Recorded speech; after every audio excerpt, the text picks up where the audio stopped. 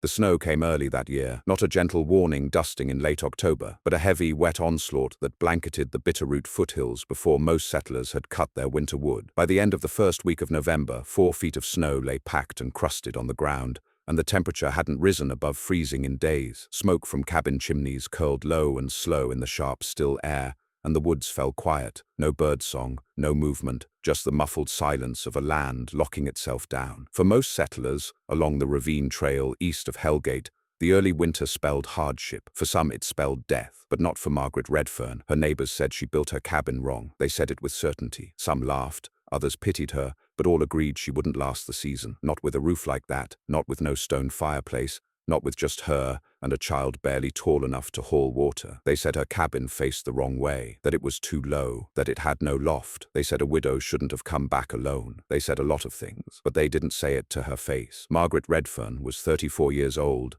lean as a switch, and walked with the hard gait of someone who'd made peace with pain. She came back to the valley in the spring of 1865, a year after the war ended, a year after she buried her husband and watched the ranch they'd built together get swallowed by debts, drought, and men who took what wasn't theirs. She brought with her a 7-year-old son named Thomas, a mule named Isaac, and the deed to a piece of high country land her husband had claimed before the war and never settled. She carried no illusions. She knew what she was walking into. She came anyway. They arrived in late May. Snow still clung to the shadows of the north-facing slopes, and the creeks ran high and bitter cold. Margaret wasted no time. She cleared brush, marked lines, and drove the first corner posts herself. No neighbors came to help. Some watched from a distance, from atop wagons or horseback, hands shading eyes in the sun. A woman with a boy, building alone. It was something to see. What made her cabin wrong wasn't just one thing, it was all of it. The shape, the materials, the orientation, the methods, all unfamiliar, all seemingly foolish. She dug into the hill instead of building flat. She used stone and clay for walls where others used pine. She packed earth against the back wall until it disappeared into the rise. She layered sod on the roof, thick and green, watered it from the creek and let it grow, and she didn't build a chimney. That last part was what really set tongues wagging. No chimney meant no fireplace. No fireplace meant no heat, no cooking, no chance. But Margaret had a stove, a heavy cast-iron thing she'd brought by wagon from St. Louis, wrapped in blankets, lashed down with care. A stove that vented sideways, not up, through a low flue that hugged the back wall and vented out the hill itself. She buried that pipe in stone and clay, shaped it with a slow curve, then packed more earth on top. She told no one why. She didn't need to. Thomas asked once, early on, "Mama, why does our house go into the ground?" She answered while laying logs. "Because the wind can't blow through dirt." In early summer, the days ran long and the sun baked the south-facing slope where they built. Margaret's cabin warmed slowly in the morning and held that heat well into the night. It stayed cooler inside than out by midday, and by evening it felt wrapped in stillness. No drafts, no chill. She lined the inner walls with thick wool blankets and stitched leather flaps over the door. There was only one window, a narrow slit along the south wall, shuttered inside and out, a space just big enough to let light in but too small to let warmth out. The roof was low, too low by most standards. A man couldn't stand straight inside unless he ducked near the center beam. But Margaret wasn't building for comfort. She was building to survive. Lower ceilings meant less space to heat, fewer cubic feet of air to warm. With wood she'd have to cut herself. Every decision was measured, purposeful. Every piece of the cabin had to earn its place. The neighbors watched and judged. Old man Crawley from Down Valley shook his head when he saw her hauling sod to the roof, said it'd leak like a sieve, that it would rot out the timbers by fall. That sod roofs were for dugouts, not real cabins. But Margaret didn't answer. She knew sod held heat, that it shed water if laid right, if packed and tamped and crowned with a ridgeline, angled just so. And she laid it right. By August, the cabin was complete. Compact, low, earth-packed on 3 sides, with a sod roof sprouting wild grass, and a stovepipe so hidden you had to circle the hill to find it. From a distance, the structure looked like a mound, a hump in the land, like something grown rather than built. Winter came before most folks were ready. A storm in mid-October caught the valley off guard. 6 inches of snow in one night, followed by a hard freeze. Then another storm a week later. Then silence. Deep, hard silence. As the cold settled in, people scrambled. Some hadn't finished their chimneys. Others hadn't stored enough wood. Some had roofs that leaked, walls that bowed under snow load, windows that cracked from frost. And one by one, the problems compounded. By the end of November, 4 cabins had been abandoned. Their occupants fled down valley or back east. 2 men froze hauling water after sundown. 1 child died of smoke inhalation, when a chimney collapsed in high wind. Word spread through the valley of the deaths, of the cold, of the homes that failed. Margaret's cabin held. Inside, her stove radiated warmth through the clay-packed walls. The earthen mound behind the rear wall trapped heat and gave it back slow, hour by hour. The sod roof, covered now in snow, acted as further insulation. And because the structure sat partially below ground, the wind howled above it, not through it. Margaret kept the stove burning from dusk till midnight, then let it smolder through till morning. The heat stored in the stonework, and the walls kept the cabin above freezing, even on the coldest nights. She hung blankets over the doorway and laid extra rugs over the floor. Thomas slept in a cot near the stove, bundled in wool and fur. They had food, firewood, and each other. What no one knew, what Margaret never told, was what had driven her to build that way. In Missouri, before the war, her husband had built a fine house, 2 stories, whitewashed siding, front porch with carved railing, a proper home for a proper family, and it burned in a single night. A lightning strike, then flames, then ashes. Her husband, already off to join the cause. Her baby girl, 3 years old, asleep in the back room. Margaret learned something that night, something about permanence, about vulnerability, about how quickly everything upright and proud could be flattened by chance. When she built her cabin in the Bitterroot, she wasn't thinking about pride. She was thinking about heat retention, airflow, and shelter that wouldn't betray her. She didn't care what the neighbors said. She wasn't building for their approval. Come December, the judgment stopped. By then, most folks were just trying to make it through the dark. When a blizzard rolled in a week before Christmas and snowed the valley shut for 6 straight days, people ran out of firewood, food, and hope. Some tried to reach neighbors and got lost in whiteout. Some stayed inside and waited, and some didn't wake up. Margaret and Thomas stayed warm. They stayed alive. And when the storm broke and skies cleared and men from downriver came through checking for survivors, they found a woman with wind-burned hands and a boy with frost-pink cheeks sitting inside a cabin so quiet, so low, and so warm it felt like stepping into another world. No one called it wrong after that. But the worst of winter hadn't come yet, and neither had the night that would test everything Margaret had built and every choice she thought was behind her. The thaw never came in January. The storm slowed, yes, but the air stayed brittle, the kind that gnawed at wood and froze iron hard enough to split it. The creek that wound through the valley was buried under 3 feet of crusted snow, and even the deer had abandoned the lowlands for the shelter of the timberline. For most settlers, the new year began with hunger and sickness. For Margaret Redfern, it began with silence, the kind of silence that made a person hear her own pulse, her own thoughts, and every creak of the timbers holding up the earth above. By midwinter, her cabin had become something of a rumor. The Crawleys, whose place sat a mile down the valley, hadn't seen her in weeks, and their youngest swore. He saw smoke coming straight from the ground instead of a chimney. People said she'd frozen inside that burrow she'd built. Some said she'd gone half mad and sealed herself in. But when a thaw wind blew briefly through in late January, and a few men rode up the trail to check, they found her chopping wood outside, wrapped in a bearskin coat, cheeks red from the cold, eyes sharp and unbothered. Her cabin looked even stranger, half buried in snow. Only the south-facing wall showed, and even that was banked to the eaves. She had cut trenches in the snow to reach her woodpile and waterhole. When the men called out, she paused her chopping, resting the axe against her knee, and studied them in silence. She wasn't unfriendly, just watchful, as if the arrival of company meant work, not relief. They asked if she was managing all right, if she needed anything. She told them she had enough wood, enough food, enough of everything. The men didn't quite believe her. They rode away, whispering about her strange half-buried home that somehow looked more solid than their own. That night, Margaret stacked the last of her split logs by the stove. Her boy Thomas sat on the floor polishing his mother's old rifle with a piece of flannel. The weapon wasn't much, a Kentucky long rifle older than either of them, but it shot straight. She'd kept it clean even when there was no powder to fire it. The habit of care was a form of insurance, the same way she kept her tools sharp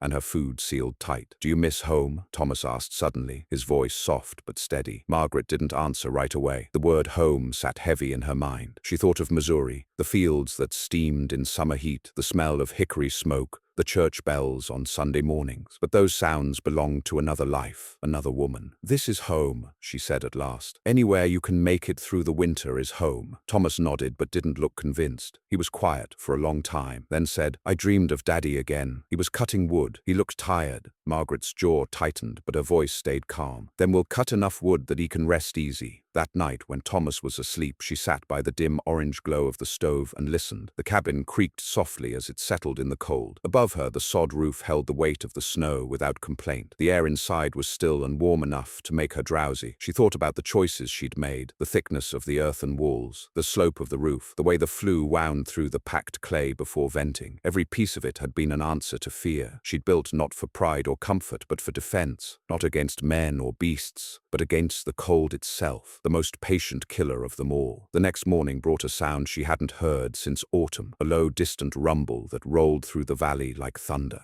Only it wasn't thunder, it was snow, half the mountainside above the north ridge breaking loose in an avalanche. The sound went on, like 1,000 wagons rolling downhill. When it stopped, the air filled with the faint hiss of settling powder. Margaret stepped outside and scanned the sky. The avalanche was far off, but she knew what it meant. The snowpack was unstable. More slides could come, even here in the lower valley. The thought stirred something deep in her chest, a cold she couldn't ward off with fire. That evening, the wind changed. It came down the valley in long, moaning gusts that made the trees groan. The temperature dropped again, and snow began to fall, fine as dust, filling every footprint, every hollow. She moved the last of her supplies from the shed into the main cabin, sacks of dried beans, smoked venison, flour, and salt. The mule, Isaac, she brought under a lean-to built against the south wall, where he could feel some of the cabin's warmth through the earthen barrier. She bedded him down with straw and hung a lantern nearby to comfort the animal. It was that night the wolves came. They started with howls far off, one voice, then two,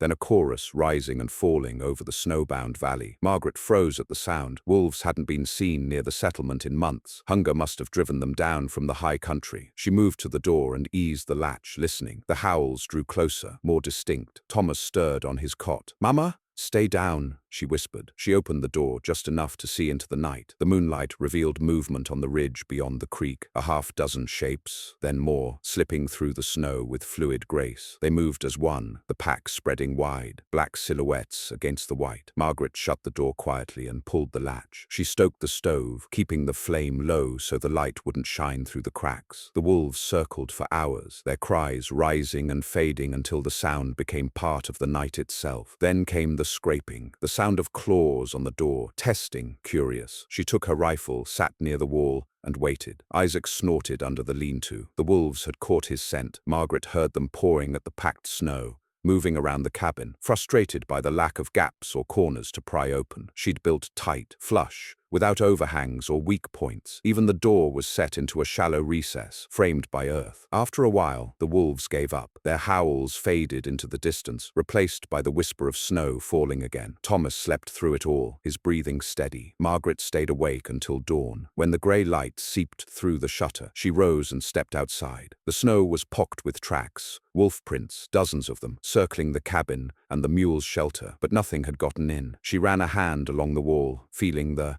warmth still radiating from within. The earth itself seemed to hum with stored heat. That morning, she found a single rabbit snared near the creek. She thanked the animal softly before taking it inside. She didn't waste the fur. Nothing was wasted. As she worked, her mind returned to a memory she'd tried to bury. The last winter with her husband before he left for the war. He'd built their Missouri barn, tall and proud, with wide windows and an open loft. She'd told him the design was foolish, that wind would cut through, that heat would rise and vanish. He'd laughed, told her she worried too much. When he was gone and the snow came, the barn collapsed under its own weight. 2 cows dead. The roof beams snapped clean. That was the winter she learned not to trust the way things are done. As January gave way to February, the valley changed. Smoke stopped rising from some chimneys. The silence grew thicker, heavier. One morning, a rider came down from the north ridge with frostburn on his cheeks and a wild look in his eyes. He was one of the Crawleys' hired men. He told Margaret that half the valley was trapped, snowdrifts over the roofs, paths buried, cabins caving under weight. He said people were dying. Then he begged for shelter. Margaret let him in. His name was Daniel Crow, though he barely managed the introduction before collapsing near the stove. His hands were blackened from frostbite. His lips cracked. She and Thomas cut away his boots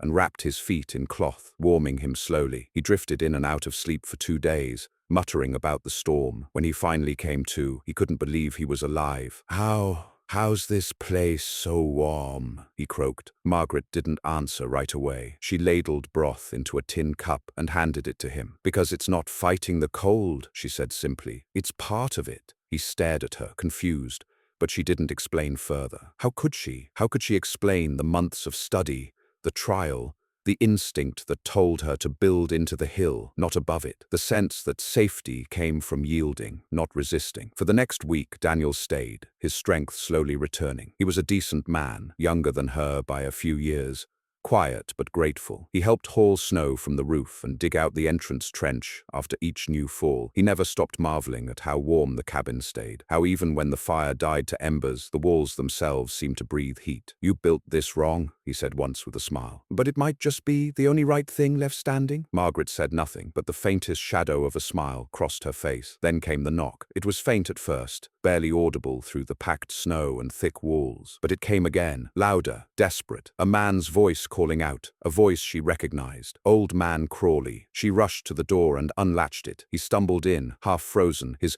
face pale and drawn. "My family," he gasped. "The roof gave way. They're trapped. I can't." He broke off, shivering uncontrollably. Margaret looked at Daniel. He was already reaching for his coat. "Where?" she asked. Crawley pointed weakly toward the ridge. "Half a mile? Maybe less. Snow's too deep." Margaret knew what that meant. It meant a death march if they weren't careful. She looked to her boy. Thomas was already bundling himself in his coat, jaw set like his mother's. "No," she said firmly. "You stay here. Keep the fire alive." He wanted to argue, but saw the look in her eyes and didn't. Margaret, Daniel, and the old man stepped into the storm. The air bit like knives. Snow reached their thighs. Crawley led, stumbling and half-blind, until he collapsed. Daniel hoisted him onto a sled they'd brought and pulled while Margaret broke trail ahead. The valley that had seemed so still now felt alive with menace. Every gust, every crack of ice, echoing like gunfire. When they finally reached the Crawley cabin, it was half buried. The roof had buckled inward, walls sagging. They could hear faint cries inside. Margaret and Daniel dug frantically, shoveling with hands and boards. They broke through near the window frame and pulled out Crawley's wife and their 2 daughters, shivering but alive. The trip back nearly killed them. The wind rose and the snow closed their tracks behind them. Crawley collapsed twice, and Margaret hauled him up both times. When they reached her cabin at last, Daniel carried one girl inside, while Margaret dragged the other. Inside, the warmth hit like a blessing. The rescued family huddled by the stove, crying, trembling, but alive. Crawley caught Margaret's hand and whispered, "You saved us." She said nothing. She only stoked the fire, fed them broth, and let the warmth do the talking. That night, 7 souls slept inside her earthen cabin, while the blizzard screamed outside. Margaret sat awake long after the others had drifted off, watching the stove glow, listening to the wind claw at the world above. She felt the weight of the earth pressing around her cabin, steady and calm, like a shield. The world outside was dying, but inside, life endured, and before the winter ended, that endurance would be tested again, in a way no design or plan could prepare her for. By the end of February, the valley had gone quiet in that way that only comes after tragedy. A silence so total it felt like a weight pressing against the ears. When the blizzard finally broke, those who still had strength enough to dig out found more snow than they'd ever seen in their lives. The roofs that hadn't caved in were bowed and groaning under their load. Fence lines had disappeared. Even the creek had vanished under a glacial crust. What smoke still rose in the valley came from fewer chimneys now, and most of those burned weak and pale. In that frozen stillness, Margaret Redfern's cabin had become a sanctuary. The earthen walls, packed tight and low, held against the wind like a fortress. Inside, 7 people now lived within that compact space. Margaret and her boy, Thomas, Daniel Crow, Old Man Crawley, his wife, and their 2 daughters. The little room that once felt perfectly sized for 2 now seemed impossibly small, and yet somehow it held them all. The Crawley girls, both under 10, clung to Margaret as if she were their own mother. Their actual mother, Lydia, barely spoke for the first few days, sitting close to the stove with her hands around a tin cup of broth. Her eyes had that hollow look, the stare of someone who'd been too close to the edge of the world and come back only halfway. Daniel did his best to keep busy. He split more wood, patched the small air vent near the roofline, and shoveled snow from around the lean-to where the mule was stabled. Every time he returned, he stomped the snow from his boots and looked around with the same quiet awe. "I've never seen a place like this," he said once. "The cold can't get in. It's like the ground itself is breathing warm." Margaret didn't correct him, but she knew it wasn't just the ground, it was the design. The stove's heat seeped into the clay-packed walls and stayed there. The sod roof above, covered in 3 feet of snow, acted as perfect insulation. The small air vents she'd carved through the east wall prevented smoke buildup and pulled in just enough fresh air to keep them from suffocating. It wasn't luck that kept the cold at bay. It was the math of survival, the precision of instinct refined by loss. Still, the pressure was mounting. The food supply was dwindling faster than expected. Crawley's daughters needed more than broth and beans. The mule ate through what little grain they had left. The smoke from the stove had begun to draw attention. Faint, thin as a breath, but visible to anyone desperate enough to be searching for signs of life in that white wasteland. One morning, Margaret caught movement on the ridge above. 3 figures, dark and staggering, moving through the drifts. At first she thought it was deer, but then one stumbled, fell to his knees and didn't rise. She grabbed her coat, her rifle, and stepped outside. Daniel followed her with a rope slung over his shoulder. They trudged uphill,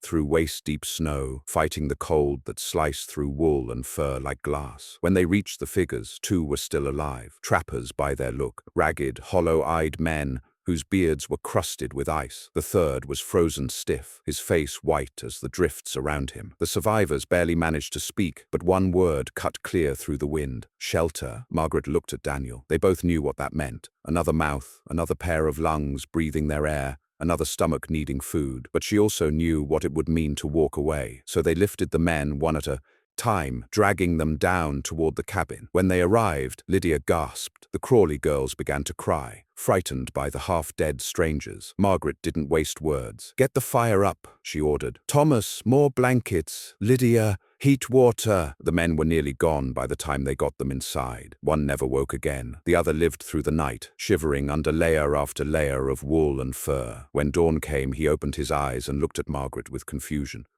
Where am I?" he rasped. "In a cabin you'd have called wrong," she said. He blinked, dazed, trying to make sense of the room. "You're underground?" "Mostly," Daniel answered, stirring the fire. "Warmest place in the valley, I'd wager." The man, whose name turned out to be Jacob Hart, was a trapper from the northern slope. He'd been part of a small party that wintered too high in the hills. When their supplies ran out, they tried to come down, but the snow caught them. Of the 6 who left, only he and his frozen companion had made it as far as the valley. Margaret listened to his story in silence, eyes narrowed. She didn't pity him. Pity was a luxury she couldn't afford. What mattered was the simple fact that the mountains were swallowing people whole. The storms weren't done. And her cabin, wrong as it was the only structure for miles still standing strong. By early March, there were 9 souls living within that low, earthen shelter. The air grew thick with the smell of wood smoke and human breath. Condensation froze against the inside of the shuttered window in long, feathery patterns. Yet even with the crowding, even with the hunger gnawing at them, there was life. Laughter from the children now and then, quiet talk between Daniel and Jacob as they worked, the soft hum of Lydia as she mended torn coats by firelight. But peace never lasted long in a place like that. The first sign of trouble came from the mountain itself. In mid-March, a warm wind swept through, not the gentle promise of spring, but a sudden, violent current that melted the upper snowpack and sent water sluicing down the slopes. Margaret heard it before she saw it, a deep, rhythmic drumming against the earth. Distant but growing louder. When she stepped outside, she saw the ridge bleeding white, meltwater pouring into the ravine. She understood instantly. The snowmelt would refreeze overnight, sealing the valley even tighter. The creek, which had been buried but still moving beneath the ice, would rise, then flood, then freeze solid. Anyone left with low-ground cabins would be trapped under layers of ice. That night she couldn't sleep. She sat by the stove, staring into the orange coals, listening to the faint trickle of meltwater through the frozen ground outside. Daniel stirred awake beside her. "You hear it too?" he asked quietly. "It's the sound of the world trying to breathe again," she said. "But it's coming too fast." He looked at her for a long time, the firelight carving deep shadows on his face. "You think the others'll make it?" Margaret shook her head. "Not if they built the way they were told." He nodded grimly. "You always do the opposite of what you're told, don't you?" She gave a small, humorless smile. "That's the only reason I'm still here." By dawn, the storm was back. The warm wind had vanished, replaced by sleet that lashed the hills and froze in jagged sheets. Margaret stepped outside to check the sod roof. The snow atop it had melted unevenly, exposing patches of grass and soil. She climbed up, testing each section, tamping down the weak spots with her boots. When she came to the north edge, She saw something strange, a dark stain spreading through the snow. She knelt and touched it. The snow was damp. Beneath it, she found a hairline crack in the clay that sealed her stove's exhaust flue. Heat had melted the snow and softened the clay. If left alone, it would open wider, letting water seep in, maybe even collapse the vent. That would mean smoke trapped inside, suffocation. She climbed down, grabbed her tools, and began mixing more clay and straw. Daniel tried to stop her. "You can't patch that in this weather," but she ignored him. She worked through the sleet, hands red and raw, until the patch held firm again. By the time she came back inside, she was shivering, soaked to the skin. Lydia hurried to wrap her in blankets, but Margaret waved her off. "See to the vent," she said, teeth chattering. "Make sure the draft pulls right." Thomas looked frightened. "Mama, you're freezing." "I'm fine," she lied. She wasn't fine. The chill set deep that night, working its way into her bones. By morning, her cough had turned harsh, tearing through her chest. She kept working anyway, tending the fire, rationing the food, boiling water for the others. But every breath burned. Days passed in a blur of fever and pain. She refused to rest. Every time Daniel tried to take over, she'd push herself upright again, muttering that the walls needed tending, that the firewood had to be kept dry. It wasn't stubbornness alone, it was fear. Fear that if she stopped, if she gave in to weakness, everything she'd built would fail. Then one night she woke gasping, the room spinning, her skin hot despite the cold outside. She saw Thomas's small face above her, eyes wet, and realized she'd collapsed on the floor. "Don't cry," she whispered, reaching for his hand. "You keep the fire going. Promise me that." "I promise," he said through tears. For 2 days she drifted in and out of consciousness. Lydia and Daniel took turns nursing her, feeding her sips of broth, wiping her brow. The cabin stayed warm, the fire steady. Thomas slept beside her, his small hand always clutching hers. When she finally woke, clear-headed, the storm had passed. Light filtered through the small window slit, brighter than before, spring light. She could hear the faint drip of water outside as the snow began to give way at last. She sat up slowly, every muscle aching, and looked around. The others were still sleeping, curled together under blankets. Thomas stirred, rubbed his eyes, and smiled when he saw her awake. "You made it," he said softly. "So did you," she whispered. They stepped outside together that afternoon, blinking against the sunlight. The snow was shrinking now, revealing patches of brown grass and the tops of buried stumps. The valley was scarred, trees broken, cabins half collapsed, fences twisted under ice. Smoke no longer rose from the other homesteads, but her cabin still stood, half buried, half exposed, the earth packed tight against its sides, its roof green beneath the melting snow. The air that poured from its small vent was warm and steady. Behind them, Lydia came out and stood silently, staring down the valley where so many others had fallen. She crossed herself and whispered something Margaret couldn't hear. Daniel stepped beside them, shading his eyes. "Looks like you built it wrong just right," he said quietly. Margaret didn't answer. She was watching the horizon, the faint line of the river valley far below, where the snow was already gone, where smoke might someday rise again. But she knew the winter wasn't finished with them yet. The thaw could kill just as sure as the cold, and there was still one more test waiting, one more night that would decide who truly survived this land and who merely endured it. The thaw came in violent fits. It didn't arrive as a gentle warming of the land, but as sudden breaks in the cold, harsh pulses of sun that melted snowpack too quickly, followed by nighttime freezes that turned the runoff into jagged glass. Where snow softened by day, it refroze by night into crusts sharp enough to slice boot leather. The creeks swelled, ran muddy, then froze mid-rush, holding branches and stones in their grasp like frozen time. The spring melt in the high country is never a smooth thing. It is violent, loud,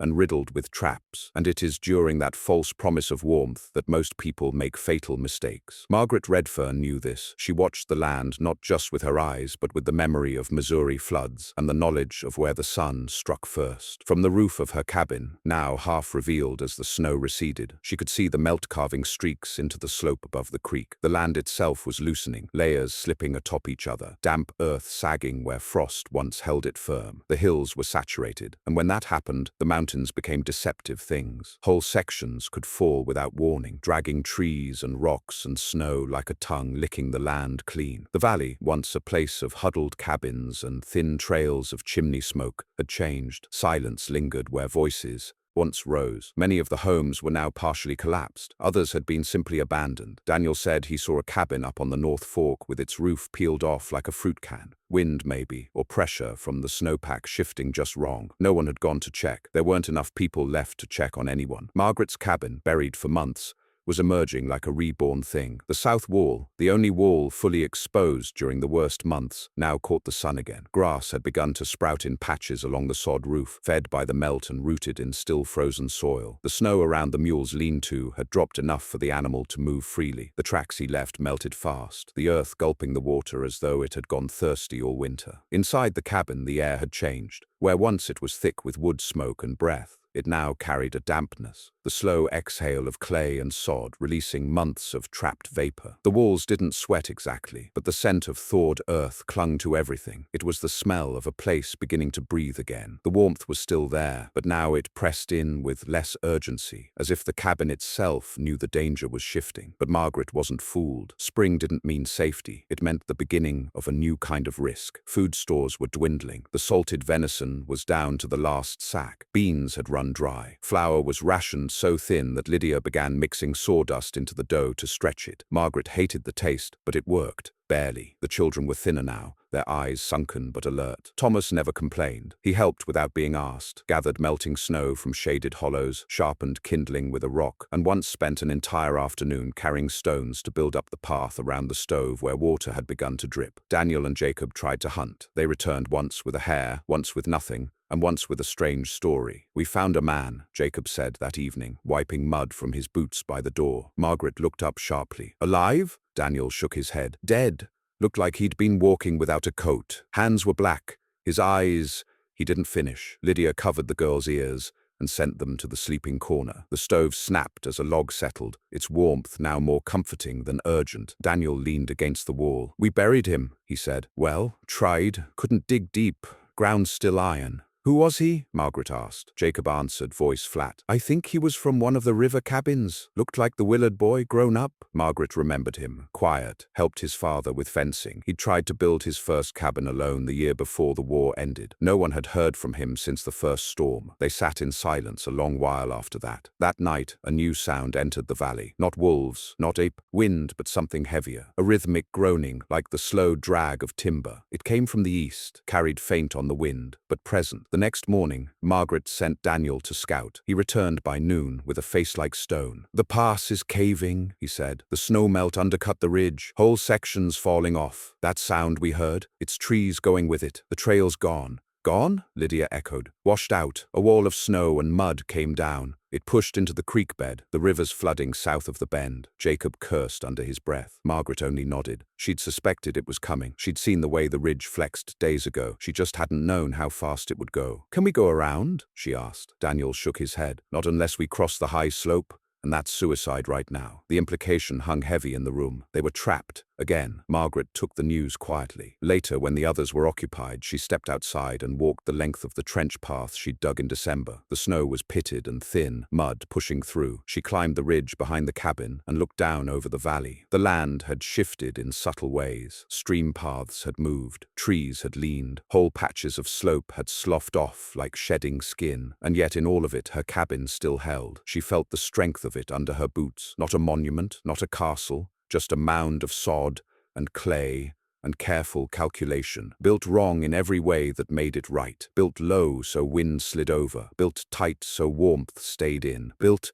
into the earth, not on top of it. That night, after the others had gone quiet, Thomas stirred and crawled into her bedroll. "I had a dream," he whispered. "What kind?" "That the mountain cracked open and we were inside it." She stroked his hair. "Were we safe?" "Yes, but I heard people calling. They were outside. They needed help." Margaret looked into the dark. Her body ached. Her fever hadn't returned, but her strength had not fully come back either. And still, she could not rest. The next day, Daniel proposed a plan. "We ride out," he said. "Me and Jacob. When the upper trail melts just enough, 2 days, maybe 3, we'll reach the river crossing. There's still a trading post out there. If it's not underwater, they'll have supplies. Help. No guarantee," Margaret said. "No," he agreed. "But waiting here means starvation." She nodded. "You'll take the mule." "We will." She looked to the girls, to Lydia, who had begun to knit again, trying to keep her hands busy, to Thomas, who carved bits of wood into little animals, to Jacob, who paced the cabin at night like a man who couldn't sleep without horizon. "We'll hold," she said, "but not forever." Daniel left the next morning with Jacob and the mule, packs strapped tight, rifles loaded. They followed the high,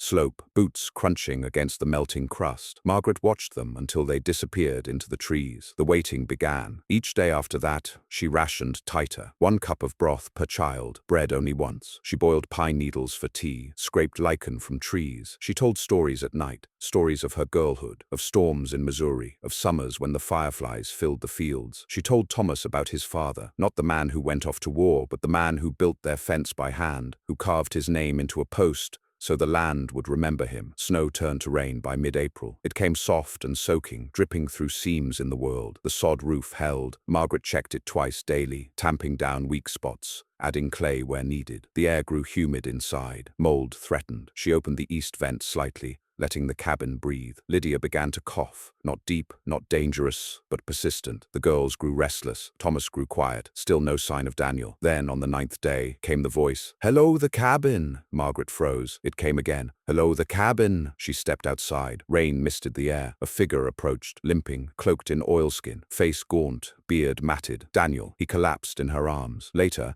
after they brought him in and stripped off the wet clothes, he told them the story. They'd made it to the river. The crossing was gone, flooded too deep. They'd doubled back, found an old trapper path, half collapsed. Jacob fell, broke his leg, couldn't move. "I stayed," Daniel said. 2 nights, tried to build a shelter. He made me leave. "Did he survive?" Margaret asked. Daniel didn't answer, but he pulled a small sack from his coat. Flour, dried beans, smoked meat, enough to last 2 weeks. "He said to save the children," Daniel whispered. "Said if one cabin survived this valley, it was yours." Margaret took the sack, held it tight. Later that night, she climbed to the roof alone. The stars had come out, the first clear sky in weeks. Below, the land was reshaping again. The melt was carving new lines into the valley. The rivers were rewriting their beds. She sat down on the damp sod and stared into the sky. Her cabin was wrong, everyone had said, but it stood. And as spring cracked the mountains open, she knew the final test was coming. Not from cold or flood or hunger, but from what lay ahead. Because survival was not just enduring winter, it was rebuilding after the thaw. By late April, the land no longer resembled the world they had entered months ago. Where once snow had piled in silent, suffocating white, now there were rivulets of muddy water carving trenches through what had been roads,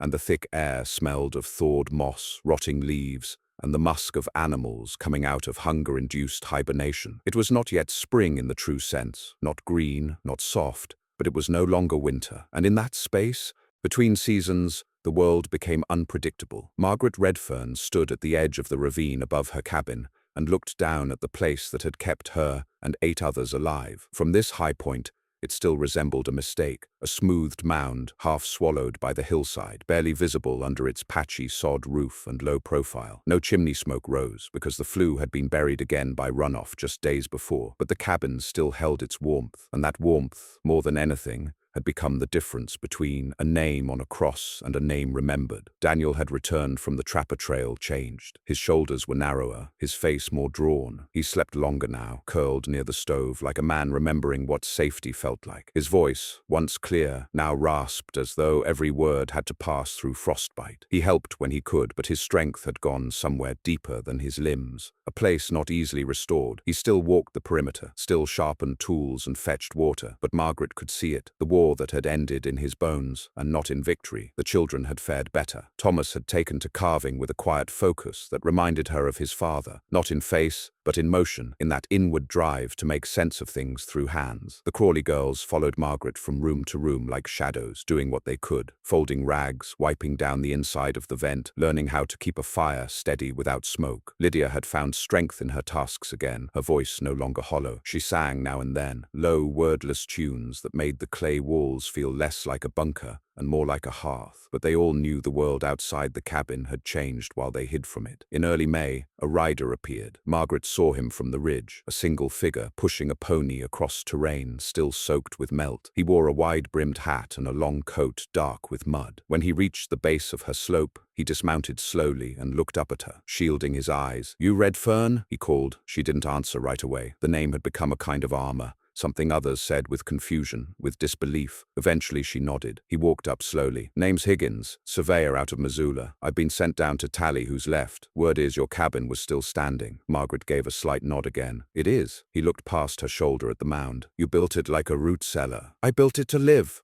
"Hell," he said. shaking his head. Some called you foolish. One man told me you buried yourself alive. Guess you proved him wrong. Margaret said nothing. Higgins pulled a notebook from his coat and flipped through pages. We lost near 20 in this valley. Most just disappeared. Whole families gone, but some of the others are coming back now, trying to rebuild. She didn't ask if anyone would rebuild here. He looked at her for a long moment. Folks will want to know how you did it. I doubt that, she said. They'll build what they always built. High and proud. Big windows. Chimneys that lean like heads in the wind. Then they'll freeze again the first time the world reminds them. Higgins scratched at his beard. You'll tell them, though? Show them what worked? No, she said. They wouldn't listen before. Why would they now? He tucked the notebook away. Because they've seen the list of names, and yours isn't on it. Before he left, he asked if she needed anything. Supplies, tools, trade. She shook her head. They had food enough now, and the spring melt had exposed some of the caches she'd buried before the first snowfall. Besides, anything she didn't build herself, she didn't trust. After he was gone, the children asked who the man was. Someone who thinks the storm is over, she said, but it wasn't. 3 days later, the creek rose again, not from snowmelt this time, but from upstream collapse. A dam of debris, ice, and broken trees had choked a bend in the waterway. When it burst, it sent a wave rolling through the valley like a slap from a giant's hand. Margaret heard it before she saw it. The deep, guttural whoomp of the earth shifting. The mule brayed in panic. The walls of the cabin vibrated, not from wind but from something heavier, the bass note of destruction rolling closer. She ran outside and saw it, a dark wave of slurry and ice and branches cresting through the trees like a beast uncaged. She had seconds. Inside, she shouted for the children. Lydia already had the girls in her arms. Thomas was pulling at Daniel, who had frozen at the doorway, staring with wide eyes. Up the ridge, Margaret barked. Now! They scrambled, bare hands, half-laced boots, no coats. Margaret pushed from behind, yanking the mule's halter, shoving Daniel up with both arms. The wall of water hit the base of the slope with a roar and swept across the lowland. She could hear it smashing through trees, the cracking of roots torn from frozen earth, the groan of old cabins giving way. She turned once, just once, and saw the last of the snow-heavy roof on her cabin vanish under the flood. Then she climbed, higher, faster, until the noise faded into a sickening hush, and the air was still again. When they stopped, panting and soaked on a granite outcrop halfway up the ridge, they looked down on what was left. Nothing. The entire lower bend of the valley had been sheared clean. Not just homes, but fences, trails, even the shapes of where those things had been. All gone. A long black scar cut through the earth, where once the path to the river had been. Margaret stood without speaking. Thomas took her hand. She gripped it hard. Lydia was weeping. Daniel stared, blank, his lips moving without sound. One of the Crawley girls whispered, "Is it gone?" Margaret nodded. "Was it supposed to happen?" "No," she said, "but I built it to die without taking us with it." In the days that followed, they made camp higher on the slope, near where old trapper trails cut through the timber. The surveyor returned, saw the devastation, and brought more help. Tents arrived, food, tools. People began to talk of rebuilding. They came to Margaret then, not with doubt in their eyes this time, but with reverence. They asked her to show them what she'd done, how the earth walls were packed, how the roof was built to carry snow, how the stove was buried, not raised, and how the heat had wrapped the cabin like a heart wrapped in hands. She showed them once, but she told them, this isn't about cabins. It's about knowing what matters when the cold comes, about what you're willing to lose so the people you love don't have to. They wrote it down. Some listened, some didn't. Years passed. The valley repopulated slowly. Children grew. The war became something in books. The cabins that rose again looked different. Not all, but enough. Some were half earth. Some had sod roofs. Some had no chimneys, just vented stoves like hers. And Margaret, she stayed one more season, then two, long enough to see the new homes survive a winter, long enough to know Thomas could chop wood without hurting his hands, and Daniel could laugh again. Then she packed what little they had left and moved west, not to escape, but because there was always someone else out there building too tall, too fast, forgetting what the mountain taught. They say she lived another 20 years, that she built 3 more homes in 3 different ranges, each one low, warm, and quiet, each one wrong by someone's standard, and each one still standing long after its neighbors had fallen. But in the Bitterroot Valley, the ground remembers, and on the high slope above the scar where the spring flood erased so much, there's still a small plaque carved into a piece of dark stone. Here stood a cabin built wrong. It kept 9 alive. It died as it was meant to, so they wouldn't. And beside it, barely visible now through the trees, the grass grows thick and warm on the ridge where the widow once stood, watching the cold and outlasting it.